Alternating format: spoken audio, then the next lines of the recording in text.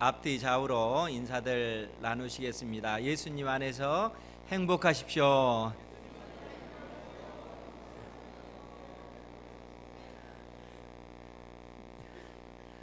손도 맞잡고 늘 예수님 안에서 행복한 삶을 사시기 바랍니다. 지난주에 이어서 이번 주간도 부활에 관한 그런 말씀을 전하려고 합니다. 특별히 바울 사도가 고린도 교회의 이 부활의 문제에 관해서 말씀하고 있는데, 다시 한번 반복을 하자면 고린도 교회는 바울 사도가 2차 전도 여행을 통해서 이제 세운 교회인데, 1년 6개월 동안 이 고린도 지역에 머무르면서 하나님 나라의 그 복음을 증거했고, 이로 인해서 교회가 고린도 지역에 세워지게 된 것입니다. 그런데 이제 그 바울 사도가 떠나고 난 다음에 그 다음에 이제 아볼로도 이 고린도 교회에 가서 하나님의 말씀을 또 가르쳤고, 그 이후에 또 베드로 사도도 이 고린도 교회에 방문하여 하나님의 말씀을 이제 가르쳐서 고린도 교회 성도들이 믿음 안에서 잘 성장해 갈 수 있도록 그처럼 이제 은혜를 주었던 그러한 교회가 고린도 교회다 하는 것입니다. 그런데 이제 특별히 고린도 전서 15장 말씀을 보면 그들 가운데, 고린도 교회 성도들 가운데 예수님을 믿지만 예수님께서 죽음을 이기시고 다시 부활하셨다 하는 사실을 믿지 못하는 성도들이 있었다는 거예요. 그러니까 예수님을 믿지만 예수님께서 죽음을 이기시고 다시 부활하셨다, 이러한 사실은 좀 믿기가 어렵다, 이런 사람들이 그들 가운데 있었다는 거예요. 그러면 여러분, 예수님을 믿지만 예수님의 부활을 믿지 못하겠다라고 했을 때 여기에 나타나는 문제가 뭘까요? 나는 예수님을 믿어, 그러나 예수님이 다시 살아나셨다 하는 사실은 이건 도저히 믿어지지가 않아. 어쩌면 이것이 고린도 교회 성도들만의 문제가 아니고 오늘날 우리의 문제가 될 수도 있어요. 또 여러분들 가운데서도 예수님을 믿지만 예수님이 부활하셨어? 이거에 대해서 심각하게 고민하지 않는 그런 분들도 있을 수가 있습니다. 그런데 바울 사도가 로마서 4장 25절에 뭐라고 말씀을 해 주셨냐면, 예수는 우리가 범죄한 것 때문에 내줌이 되고, 예수님은 우리가 범죄한 것, 우리가 죄 지은 그것 때문에 십자가에 못 박혀 죽으셨고, 또 우리를 의롭다 하시기 위하여 살아나셨느니라, 이렇게 말씀하고 계십니다. 우리를 의롭다 하시기 위해서 살아나셨다. 예수님께서 부활하신 그 목적이 뭐냐? 왜 예수님께서는 부활하셨느냐? 예수님의 부활 때문에 우리가 의롭게 되어졌다라고 얘기를 하는 겁니다. 우리가 의롭게 되어졌다라는 그런 얘기는 영원한 생명, 부활 생명을 갖게 되었다라는 얘기입니다. 만일 예수님께서 부활하지 않으셨다면 우리는 부활 생명을 갖지 못한 존재고 다시 살아날 수도 없는 존재이다 하는 것입니다. 그래서 바울 사도가 우리가 전한 이 복음이 만약 너희들이 예수님의 부활을 믿지 못한다면 너희들이 믿는 이 복음은 전부 다 헛된 것이다 하는 겁니다. 너희들의 죄의 문제는 그대로 있을 것이고, 이 죄로 인해서 사망 권세 아래 모든 인생들이 다 놓이게 될 것이고, 모든 인생들이 다 죽을 뿐만 아니라 영원한 지옥에 던져지게 될 것이다 라고 얘기를 하는 겁니다. 예수님께서 부활하지 않으셨다면 결국 모든 인생들에게는 영원한 생명이 주어질 수 없다라고 바울 사도가 강력하게 고린도 교회 성도들을 향해서 말씀하고 있는 것입니다. 그렇기 때문에 우리가 지난주에 그 말씀을 통해서도 봤듯이 그래서 우리 주 예수 그리스도께서는 부활의 첫 열매로 이 땅에 등장을 하셨습니다. 그러니까 죽음의 권세, 사망 권세를 이기시고 첫 열매로 이 땅에 오셨고, 예수님께서 부활의 첫 열매가 되셨기 때문에 예수 그리스도 안에 있는 사람들 역시 부활의 소망을 갖게 됐다는 거예요. 그래서 성경이 우리에게 무엇을 가르쳐 줍니까? 이 세상의 역사의 끝 지점에 이 땅에 우리 주 예수 그리스도께서 재림하실 것이고, 재림하실 때 우리 주 예수 그리스도 안에 있는 사람들, 즉 예수 그리스도를 믿는 모든 사람들이 다 몸의 부활을 입게 될 것임을 성경이 말씀해 주고 있다는 거예요.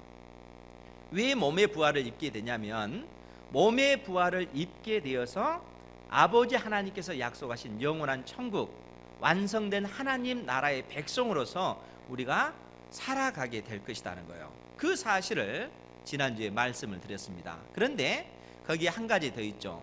믿지 않는 자들, 예수 그리스도를 나의 구주로 영접하지 않는 자들은 어떻게 되는가 하는 것에 관해서 예수 그리스도를 믿지 않는 사람들 역시 몸의 부활을 입게 된다는 거예요. 그러나 그들은 영원한 천국을 상속받기 위해서 몸의 부활을 입는 것이 아니라 영원한 심판, 영원한 불못, 지옥에 던져지기 위해서 몸의 부활을 입는다라고 바울 사도가 우리에게 가르쳐주고 있습니다. 그것이 우리가 지난주에 들었던 말씀의 내용이죠. 그런데 오늘은 이러한 어떤 바울 사도의 그 가르침을 받은 고린도 교회 성도들 가운데 어떤 질문을 던지냐면, 그렇다면 죽은 자들이 어떻게 다시 살아나느냐, 어떻게 어떠한 몸으로 부활의 몸을 입게 되는가 하는 질문을 던지고 있습니다. 죽은 사람이 어떻게 몸의 부활을 입는단 말인가? 아니, 몸의 부활을 입는다면 어떠한 모습으로 그 부활이 이루어질 것인가, 이런 궁금증을 가지고 질문을 던졌다는 거예요. 그러니까 오늘날 우리는 팔도 둘이고 눈도 둘이고 코도 있고 귀도 있는데 부활의 몸도 이런 모습일까? 아니면 팔이 두 개니까 좀 불편하니까 세 개다, 뭐 이런 생각도 할 수가 있잖아요. 그래서 이러한 질문을, 부활한다고? 그럼 부활의 몸을 입는다는 것이 어떠한 모습으로 올까? 이런 질문을 고린도 교회 성도들이 던지는 것입니다. 그래서 오늘 우리가 읽었던 본문 말씀과 더불어서 35절부터 그 내용을 좀 살펴보고자 합니다. 고린도전서 15장 35절 말씀입니다. 먼저 35절 말씀 우리 다 같이 한번 함께 읽겠습니다. 시작.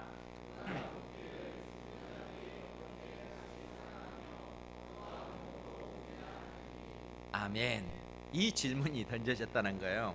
죽은 자들이 어떻게 다시 살아나며, 살아난 그 사람, 부활의 그 몸은 어떠한 몸으로 오느냐, 이 질문을 던졌다는 거예요. 그래서 바울 사도가 36절에 뭐라고 얘기하냐면, 어리석은 자여, 내가 뿌리는 씨가 죽지 않으면 살아나지 못하겠고, 또 내가 뿌리는 것은 장래의 형체를 뿌리는 것이 아니요 다만 밀이나 다른 것의 알맹이 뿐이로되, 하나님이 그 뜻대로 그에게 형체를 주시되 각 종자에게 그 형체를 주시느니라. 지금 바울 사도가 우리가 어떠한 부활의 몸, 부활의 형체를 가질 것인가 라고 질문했을 때 무엇이라 말씀하고 있냐면, 씨앗의 그 비유를 들어서 우리에게 설명을 한다는 거예요. 우리가 뭐 씨앗의 비유는 잘 알잖아요. 농사 지은 그러한 분들은 특히 더 잘 알 텐데, 우리가 보리의 그 씨앗을 딱 그 밭에 뿌리면 그 씨앗이 썩어져야만이 새 생명을 얻게 되잖아요. 보리뿐만 아니라 밀도 그렇고, 또 뭐 채소 중에 우리 그 학생들, 청년들이 잘 아는 배추도 씨앗이 있잖아요. 우리 학생들 가운데 배추도 씨앗이 있나 이렇게 생각하는 친구들이 있을지 모르겠어요. 배추도 씨앗이 있잖아요. 그런데 그 씨앗만 보고 그것이 어떤 형체를 가졌다 이렇게 우리는 모르잖아요. 그 씨앗이 배추 씨앗이고 그 배추 씨앗이 밭에 뿌려져서 자라났을 때 그 형체를 알 수가 있다는 거예요. 그런데 자라나기 위해서는 반드시 그 씨앗이 썩어져야 된다는 거예요. 지금 바울 사도가 우리에게 그 내용을 36절부터 38절까지 말씀해 주고 있다 하는 것이요. 그러니까 37절에 또 내가 뿌리는 것은 장래의 형체를 뿌리는 것이 아니요 다만 밀이나 달인 것에 알맹이 뿐이로되 씨앗이라는 거예요. 그리고 이 씨앗이 뿌려진 다음에 썩은 다음에 그 형체를 갖게 된다 하는 것입니다. 그런데 바울 사도는 38절에서 뭐라고 그 얘기를 하냐면 하나님이 그 뜻대로 하나님께서 원하시는 대로 그에게 형체를 주시되 각 종자에게 그 형체를 주시느니라. 모든 열매는 다 씨앗이 있는데 그 씨앗이 한 형체를 가지고 있는 것이 아니라 모든 그 씨앗 종류마다 자기 나름의 다 형체가 다 있다는 거예요. 하나님께서 종류대로 그 형체를 다르게 창조하셨기 때문에 그렇다는 겁니다. 그래서 오늘 바울 사도가 39절에 뭐라고 얘기하냐면은 육체는 다 같은 육체가 아니니 하나는 사람의 육체요 하나는 짐승의 육체요 하나는 새의 육체요 하나는 물고기의 육체라. 모든 어떤 짐승의 형체가 다 다르다는 거예요. 식물도 그렇고 동물도 그렇다는 거. 모든 형체는 고유한 자기만의 그 형체가 다 있다는 겁니다. 왜냐하면 하나님께서 그처럼 온 세상을 그렇게 만드셨기 때문에 그렇다는 것입니다. 그러면서 40절에 하늘에 속한 형체도 있고 땅에 속한 형체도 있으나 하늘에 속한 것의 영광이 따로 있고 땅에 속한 것의 영광이 따로 있으니 하늘에 속한 그 형체는 또 뭐가 있습니까? 그 다음에 보면 41절에 해의 영광이 다르고 달의 영광이 다르며 별의 영광도 다른데 별과 별의 영광이 다르도다. 무슨 얘기입니까? 해의 영광, 해가 가지고 있는 독특한 해만의 그 특성을 얘기하는 거예요. 그것을 영광이라고 하는 단어로 사용하고 있는 거예요. 그러니까 해가 가지고 있는 그 형체가 다르고 달이 가지고 있는 그 형체가 다르고 별이 가지고 있는 그 형체도 다르고 별과 똑같은 별이라 할지라도 각자 고유한 어떤 그 특성이 다 있다는 겁니다. 아니 여러분들 자신만 보더라도 여러분들 개개인의 어떤 독특한 그 특성이 다 있잖아요. 키가 큰 사람도 있고 저처럼 작은 사람도 있고 저처럼 잘생긴 사람도 있고 못생긴 사람도 있고 그렇잖아요. 그러니까 다양하다는 거예요. 사람마다 가지고 있는 그 특성이 다 다르다 하는 것을 지금 바울 사도가 말씀해 주고 있는 것입니다. 그러면서 우리 42절 43절 우리 같이 한번 보겠습니다. 42절 43절 시작. 죽은 자의 부활도 그와 같으니 썩을 것으로 심고 썩지 아니할 것으로 다시 살아나며 욕된 것으로 심고 영광스러운 것으로 다시 살아나며 약한 것으로 심고 강한 것으로 다시 살아나며. 아멘. 우리의 몸을 하나의 씨앗으로 지금 비유해서 바울 사도가 우리에게 부활의 몸을 설명해 주고 있는 거예요. 그러니까 죽은 자의 부활도 그와 같다는 거예요. 죽은 자의 부활도 그와 같으니 썩을 것으로 심고, 썩을 것이 뭐겠어요? 우리의 부패한 이 육체를 얘기하는 거예요. 우리의 그 육체를 얘기하는 거예요. 썩을 것으로 심고 썩지 아니할 부활의 몸으로 다시 살아나며 욕된 것으로 심고, 욕된 것이 뭘까요? 우리의 연약한 이 육체를 얘기하는 거예요. 연약한 이 육체, 욕된 것으로 심고 영광스러운 부활의 몸으로 다시 살아나며 약한 것으로 심고, 약한 것이 또 뭐라고요? 우리의 연약한 육체를 얘기하는 거예요. 이 약한 것으로 심고 강한 것으로 다시 살아나며. 그러니까 여러분, 예수 그리스도를 믿는 여러분들은 이 세상을 떠난다 할지라도 두려워할 필요 없습니다. 최근 들어 예전에는 그러한 얘기를 좀 제가 이해를 잘 못했거든요. 이제 연세 드신 목사님들이 모이면 이 건강 얘기를 많이 하고 또 운동 얘기를 많이 해요. 운동을 해서 건강을 잘 살펴야 된다. 그래서 제가 아는 그 목사님 중에 한 분도 연세 드신 분인데 열심히 그 테니스를 치면서 그 몸 관리를 해요. 그러면서 예전에 저희한테 했던 말이 운동은 꼭 해야 된다고, 몸 관리는 꼭 해야 된다고 그렇게 얘기를 하시는 거예요. 그래서 몸 관리는 해야 되겠다 이제 이런 생각은 드니까 그런 생각을 했는데 최근에 몸이 딱 아프고 나니까 그 생각이 드는 거야. 이러면서 사람이 죽을 수 있겠구나, 그 생각이 드는 거예요. 그런 생각은 그 이전에는 경험하지 못했던 거거든요. 그런데 뭐 우리 그 권사님들, 장로님들은 그러한 과정을 다 겪었잖아요. 그러니까 몸이 아팠을 때 이렇게 하다가 내가 죽겠구나, 죽음이 내 옆에 있구나, 가까이 그것을 느낀단 말이에요. 그런데 저는 지금까지 그걸 못 느끼다가 이번에 그러한 경험을 한 거예요. 이렇게 해서 사람이 죽는구나, 그 경험을 한 거예요. 그러다 보니까 몸 관리를 해야 되겠구나, 운동을 해야 되겠구나. 예전에 선배 목사님들이 했던 그 얘기가 비로소 의미 있게 다가오는 거예요. 그 전에는 전혀 모르다가.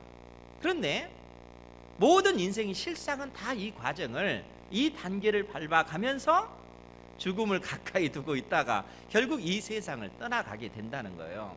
그런데 여러분, 예수님을 믿는 사람들은 그 죽음을 두려워할 이유가 없는 것이 뭐냐 하면 우리 안에 예수님의 생명이 주어져 있기 때문에 그렇다는 거예요.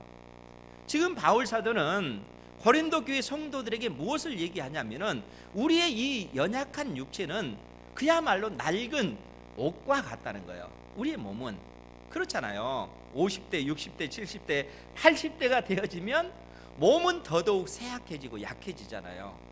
그런데 그처럼 약해지면 사실 얼마나 아프고 고통스럽습니까?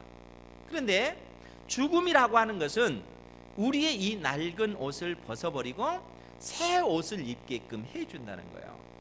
이 육체를 떠나서 부활의 몸을 입도록 성경은 우리에게 그 사실을 말씀해 주고 있는 것입니다. 끊임없이 복음의 내용으로서 그 의미를 담아서 우리에게 가르쳐 주고 있다는 겁니다. 그래서 오늘 바울 사도가 42절 43절을 통해서 이렇게 말씀하고 나서 44절에 또 뭐라고 표현하냐면 육의 몸으로 심고 신령한 몸, 즉 부활의 몸을 얘기하는 거예요. 성령에 속한 몸, 부활의 몸으로 다시 살아나나니 육의 몸이 있은즉 또 영의 몸도 있느니라.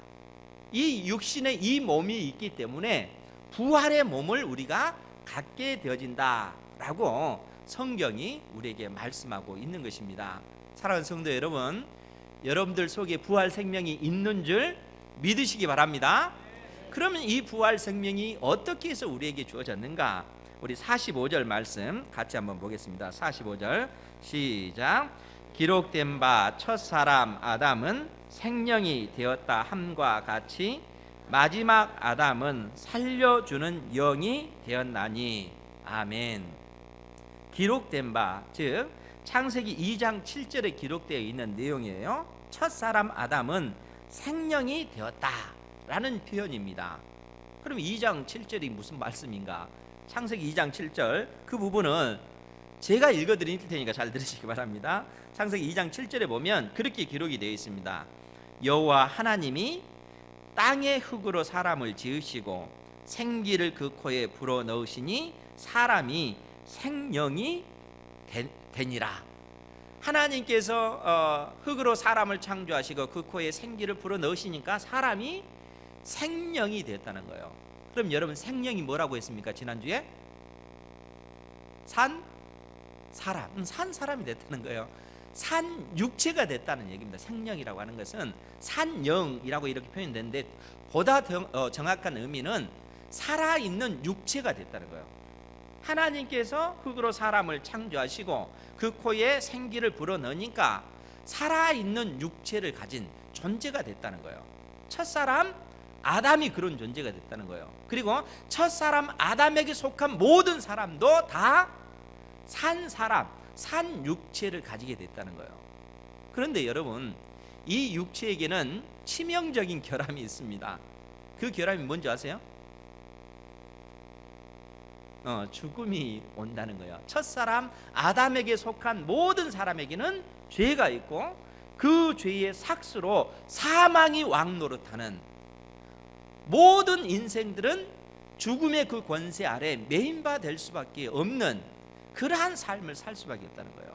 이 땅에 속한 모든 사람들이 다 그래서 죽잖아요. 그래서 세상 사람들이 생각하기를 모든 사람이 다 죽으니까 죽음이라고 하는 것이 뭐 당연히 있는 것처럼 이렇게 생각을 하잖아요. 그런데 성경은 죽음이라고 하는 것은 당연한 것이 아니고 첫사람 아담이 하나님께 범죄함으로 죄가 이 세상에 들어왔고 이 죄의 대가로 죄의 삭스로 사망, 죽음이 온 것이다. 그래서 죽음이 왕노릇한 것이다 라고 그렇게 이야기를 하고 있는 것입니다. 이것이 첫사람 아담에게 속한 모든 인생들이 그 가운데서 당하는 그 비참함이라는 거예요. 그런데 오늘 말씀은 뭐라고 얘기합니까? 마지막 아담은 살려주는 영이 되었다라고 얘기합니다. 이 마지막 아담은 우리 주 예수 그리스도시죠. 예수 그리스도는 살려주는 영, 우리에게 생명을 주시는 분이시다는 거예요. 여러분, 우리가 예수 그리스도를 믿을 때 우리 주님께서는 우리의 모든 죄와 우리의 모든 허물 때문에 십자가에 못 박혀 죽으시고 우리에게 영원한 생명을 주신 분이시라는 거예요. 그러니까 예수님을 믿는다라고 했을 때는 예수님께서 우리를 다시 살려주신다라는 그런 의미로 이 표현을 지금 하고 있는 것입니다. 빌립보서 3장 21절에 보면 어떤 말씀이 있냐면 빌립보서 3장 21절에요. 제가 읽어드리겠습니다. 그는 즉 예수님은 만물을 자기에게 복종하게 하실 수 있는 자의 역사로 우리의 낮은 몸을 즉 우리의 연약한 이 육체를 자기 영광의 몸의 형체와 같이 변하게 하시리라. 예수님께서 썩어질 우리 육체를 뭐라고 말씀하셨냐면 자기 영광의 몸의 형체와 같이 즉 부활의 몸과 같이 우리 역시 변하게 만드시는 분이시다 라고 얘기하는 겁니다. 그러니까 우리가 예수님을 믿는다라고 했을 때는 예수님의 생명이 우리에게 주어진 것이고 예수님의 생명이 우리에게 주어짐으로써 우리에게 부활의 씨앗이 우리 속에 있게 됐다는 거예요. 그리고 이 부활의 씨앗으로 말미암아 우리가 다시 부활 생명을 얻게 될 것임을 성경이 말씀해 주고 있는 것입니다. 그래서 46절 이하의 내용도 그러나 먼저는 신령한 사람이 아니요 육의 사람이요 그 다음에 신령한 사람이니라. 첫 사람은 땅에서 났으니 흙에 속한 자이거니와 둘째 사람은 하늘에서 나셨느니라. 무릇 흙에 속한 자들은 저 흙에 속한 자와 같고 무릇 하늘에 속한 자들은 저 하늘에 속한 이와 같으니. 우리 49절 같이 볼까요? 시작. 우리가 흙에 속한 자의 형상을 입은 것 같이 또한 하늘에 속한 이의 형상을 입으리라. 아멘. 우리가 어떠한 몸을 입고 오는가? 죽은 자들이 어떻게 다시 살아나는가? 바울 사도가 씨앗의 비유를 들어서 우리가 다시 살아날 것임을 말씀해 주고 있다는 겁니다. 우리가 죽는다라고 하는 것은 우리의 썩어질 이 육체가 썩어지고 다시 부활의 몸을 입기 위한 하나의 과정으로서 우리가 그 죽음이라고 하는 이 과정을 통과하게 될 것임을 지금 말씀해 주고 있다는 겁니다. 그러면서 누가 하나님 나라를 상속받을 수 있겠는가? 과연 썩어질 육체로 하나님 나라를 상속받을 수 있겠는가? 결코 그럴 수 없다라고 말씀하시면서 오늘 우리가 읽었던 이 본문의 내용 50절 말씀에 그렇게 기록을 하고 있습니다. 형제들아 내가 이것을 말하노니 혈과 육은 즉 우리의 이 연약한 이 육체는 하나님 나라를 이어받을 수 없고 또한 썩은 것은 썩지 아니하는 것을 유업으로 받지 못하느니라.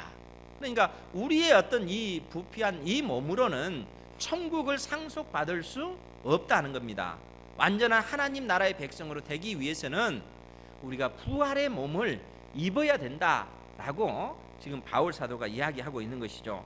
51절 말씀도 그 내용인데 보라 내가 너희에게 비밀을 말하노니 우리가 다 잠잘 것이 아니요 마지막 나팔의 순식간에 호련히 다 변화되리니 나팔 소리가 나매 죽은 자들이 썩지 아니할 것으로 다시 살아나고 우리도 변화되리라. 즉 바울 사도가 하나의 그 비밀을, 감춰졌던 비밀을 우리에게 알려준다라고 얘기하면서 우리가 다 잠잘 것이 아니다, 다 죽을 것이 아니다는 거예요. 마지막 나팔의 순식간에 호련히 다 변화되리니, 마지막 나팔 소리가 언제 들리는 겁니까? 예수님께서 이 땅에 재림하실 때. 그럼 왜 마지막 나팔 이런 표현을 썼냐면, 우리가 창세기 출애굽기 19장 말씀에 보면 하나님께서 시내산에 강림하실 때, 그 시내산에 하나님께서 강림하실 때 뭐 지진 소리도 나고 뭐 땅과 하늘이 흔들리는 그러한 지진과 또 어떤 그 연기가 피어오르는 그러한 가운데 어떤 소리가 들립니까? 나팔 소리가 들리는 거야. 나팔 소리. 그러면 그 나팔 소리가 누군가가 불렀을까요? 누군가가 불러서 나팔 소리가 난 것이 아니라 그 시내산에 하나님께서 강림하실 때 나팔 소리가 그렇게 울려 퍼지는 거예요. 그러니까 지금 그것을 염두에 두고 이 마지막 때에 우리 주 예수 그리스도께서 재림하실 때 그때도 나팔 소리가 울려 퍼질 것을 말씀해 주고 있는 것입니다. 즉 하나님의 아들 예수 그리스도께서 이 땅에 재림하실 때 그 영광스러운 그 모습이 나팔 소리와 함께 울려 퍼질 거라 하는 겁니다. 그런데 주님께서 이 땅에 재림하실 때 어떠한 일이 벌어진다고 지금 표현하고 있습니까? 순식간에 호련히 다 변화되리니, 즉 그때까지 죽지 않는 사람, 그때 살아있는 사람들은, 살아있는 사람들 가운데 예수님을 믿는 사람들은 이 썩을 육체가 호련히 부활의 몸으로 변화될 것임을 지금 바울 사도가 우리에게 말씀해 주고 있는 겁니다. 살아서 예수님의 재림을 경험하는 사람들은 호련히 몸의 부활을 입게 될 것임을 말씀해 주고 있습니다. 그러면서 52절에는 나팔 소리가 나매 죽은 자들이 썩지 아니할 것으로 다시 살아나고, 죽은 자들은 다시 그 죽음을 이기고 다시 살아나고 우리도 변화되리라. 이 썩을 것이 반드시 썩지 아니할 것을 입겠고 이 죽을 것이 죽지 아니함을 입으리로다. 54절 말씀 같이 볼까요? 시작. 이 썩을 것이 썩지 아니함을 입고 이 죽을 것이 죽지 아니함을 입을 때에는 사망을 삼키고 이기리라고 기록된 말씀이 이루어지리라. 아멘. 예수님께서 이 땅에 재림하실 때 이제는 완전한 이김, 완전한 승리가 택한 자녀들에게 주어진다는 거예요. 그럼 이 승리라고 하는 것이 뭐냐면은 더 이상 사망 권세가 왕노릇하지 못하는 그러한 때가 되어버린다는 겁니다. 우리 인생 가운데 더 이상 죽음이라고 하는 것이 존재하지 않는 그 때가 되어질 거라는 거예요. 더 이상 썩어질 것이 없는 완전한 그런 생명만 주어질 그 때가 이루어질 것을 말씀하고 있다는 거예요. 그래서 성경에 예언되어진 대로 사망을 삼키고 이기리라 라는 그 말씀이 온전히 성취될 것을 말씀해 주고 있습니다. 55절 56절도 사망아 너의 승리가 어디 있느냐, 사망아 네가 쏘는 것이 어디 있느냐, 사망이 쏘는 것은 죄요 죄의 권능은 율법이라. 우리 주 예수 그리스도로 말미암아 우리에게 승리를 주시는 하나님께 감사하노니. 이 승리는 부활의 승리를 얘기하는 겁니다. 사망 권세를 이기고 부활을 주신 우리 아버지 하나님께 감사하노니 이렇게 표현하고 있다는 거예요. 그러면 여러분 이 내용을 우리가 지난주에도 봤는데 요한계시록 20장 그 부분은 20장 11절 말씀 우리 다 같이 한번 찾아보도록 할게요. 요한계시록 20장 11절부터 15절 말씀을 보면 이 사망 권세가 어떻게 완전히 제거되어지는가를 지금 묘사해 놓고 있는데, 또 내가 크고 흰 보좌와 그 위에 앉으신 이를 보니 땅과 하늘이 그 앞에서 피하여 간데 없더라. 지금 이 땅과 하늘은 죄로 오염된 이 세상을 얘기하는 거예요. 이 세상, 즉 땅과 하늘은 재림하실 주님 앞에서 그 앞에서 피하여 간데 없더라. 또 내가 보니 죽은 자들이 큰 자나 작은 자나, 즉 이 땅에서 권세를 누렸던 자나 그렇지 못한 자나 그 보좌 앞에 서 있는데 책들이 펴 있고 또 다른 책이 펴졌으니 곧 생명책이라. 죽은 자들이 자기 행위를 따라 책들에 기록된 대로 심판을 받으니. 죽은 자들이 다 심판을 받는다는 거예요. 그런데 그들이 자기 행위를 따라, 이 행위라고 하는 것은 내가 이 땅에서 선을 행하였나 악을 행하였나 그것을 얘기하는 것이 아니고, 내가 예수 그리스도를 믿고 그 믿음으로 선한 싸움을 살고 살았는가, 아니면 그 믿음이 없는 가운데, 예수님의 생명이 없는 가운데 자기 뜻대로 자기의 삶을 살았는가, 그것에 따라서 심판을 받는다라고 얘기하는 것입니다. 그러면서 13절에 바다가 그 가운데서 죽은 자들을 내주고, 이 바다는 예수님을 대적하는 세력을 상징하는 것입니다. 그러니까 이 바다는 예수님을 대적해서 사망 권세를 가지고 모든 인생을 다 삼켰다는 거예요. 죽음이라고 하는 것으로 인생을 삼키는 그러한 존재, 이 상징적인 존재예요. 그러니까 바다가 그 가운데에서 죽은 자들을 다 내줄 수밖에 없는 거죠. 왜요? 주님께서 사망 권세를 지금 멸하시기 때문에 죽은 자들을 다 토해내는 것입니다. 그 가운데서 죽은 자들을 내주고 또 사망과 음부도 그 가운데서 죽은 자들을 내주매 각 사람이 자기 행위대로 심판을 받고, 사망과 음부도 불못, 이 불못이 이제 영원한 지옥을 얘기하는 겁니다. 이 사망과 음부도 불못에 던져지니 이것은 둘째 사망 곧 불못이라. 누구든지 생명책에 기록되지 못한 자는 불못에 던져지리라. 즉 예수님의 부활 생명이 없는 사람은 영원한 지옥에 던져질 것을 성경이 우리에게 말씀해 주고 있다는 거예요. 하나님께서 이 세상 역사의 끝에 하나님 나라를 완성시키실 것이고, 완성된 하나님의 그 나라에 부활 생명을 가진 우리들은 천국 백성으로서 그 영원한 하나님 나라를 상속받지만, 부활 생명이 없는 사람들은 부활의 몸을 입고서 영원한 불못에 던져지게 될 것을 성경이 말씀해 주고 있다는 것입니다. 그러니까 사랑하는 성도 여러분, 나는 예수님을 믿지만 예수님의 부활은 믿지 못해, 이런 말이 성립이 되겠어요? 결코 성립될 수가 없습니다.